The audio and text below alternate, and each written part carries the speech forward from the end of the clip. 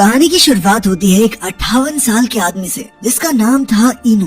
वो अपने परिवार के साथ सामान बांधकर टोक्यो आ गया था। वो अपनी पत्नी और बच्चों को हर सुख सुविधा देने के लिए दिन रात मेहनत करता था, लेकिन उसके आसपास के सभी लोग उसकी बिल्कुल कदर नहीं करते थे।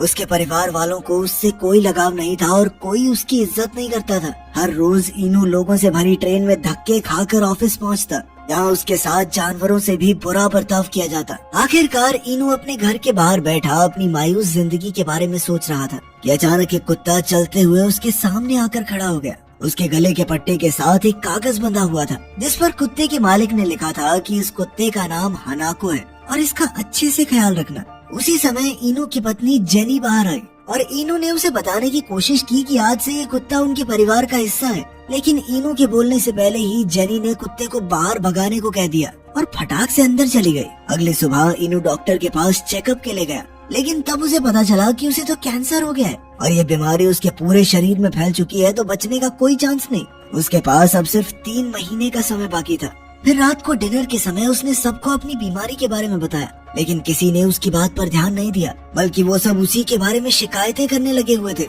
इसके बाद जेनी ने उससे पूछा कि ये कुत्ता अभी भी घर में क्यों है। उसने इनू को तुरंत इसे घर से बाहर छोड़कर आने को कहा। अब इनू हताश होकर हनाको के साथ घर से बाहर निकल गया। घर से कुछ किलोमीटर दूर आने के बाद उसने हनाको को वहीं छोड़ दिया और फटाफट भाग निकला ताकि हनाको उसका पीछा न करे, लेकिन हनाको तो उसके पीछे ही दौड़ने लगा। इधर इनू एक पार्क में पहुंचा और उसे लगा कि वो हनाको को पीछे छोड़ा है, लेकिन जैसे ही उसने मुड़कर देखा तो हनाको वहीं चुपचाप बैठा था। उसे देखते ही इनू की आंखों में आंसू आए और उसने हनाको को यूं ही अकेला छोड़ने के लिए उससे माफी मांगी। कुछ ही पलों बाद उसने एक लड़के को अपने साथ वाले बेंच पर बैठे देखा और अचानक आसमान में बहुत तेज रोशनी हुई जिससे हनाको डर कर भाग गया।